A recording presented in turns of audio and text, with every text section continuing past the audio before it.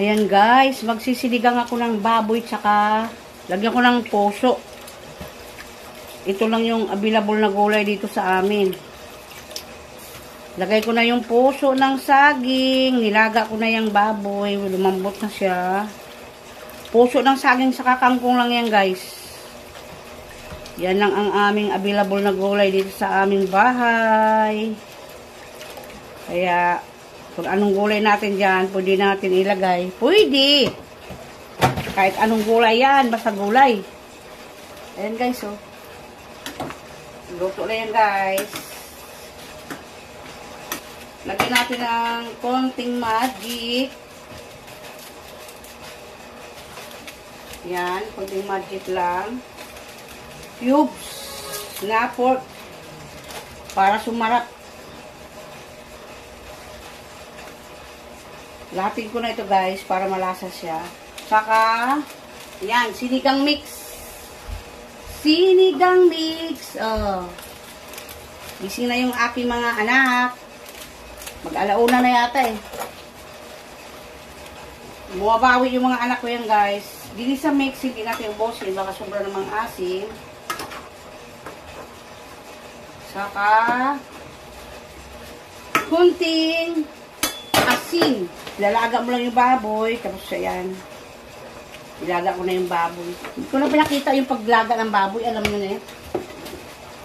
Basta yan lang yung ano namin o yan. Palabutin natin yung puso ng saging guys.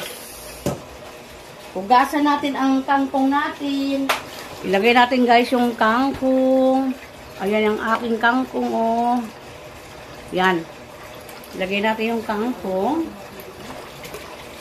Yan. Luto na yan guys. Ang aking ulam.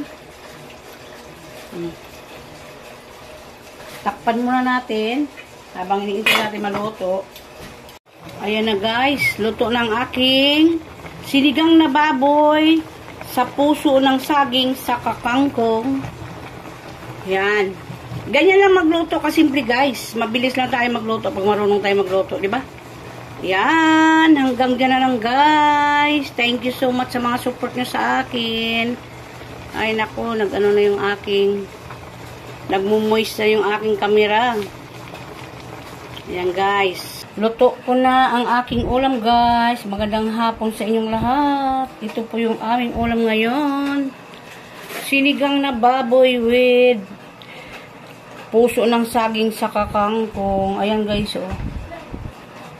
Yan. Kung anong gulay dyan sa ating mga rep, sa ating mga ano, yan. Ganyan gawin natin. Ilagay natin kung kahit anong gulay yan.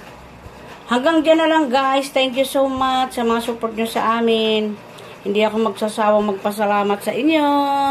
God bless sa atin lahat.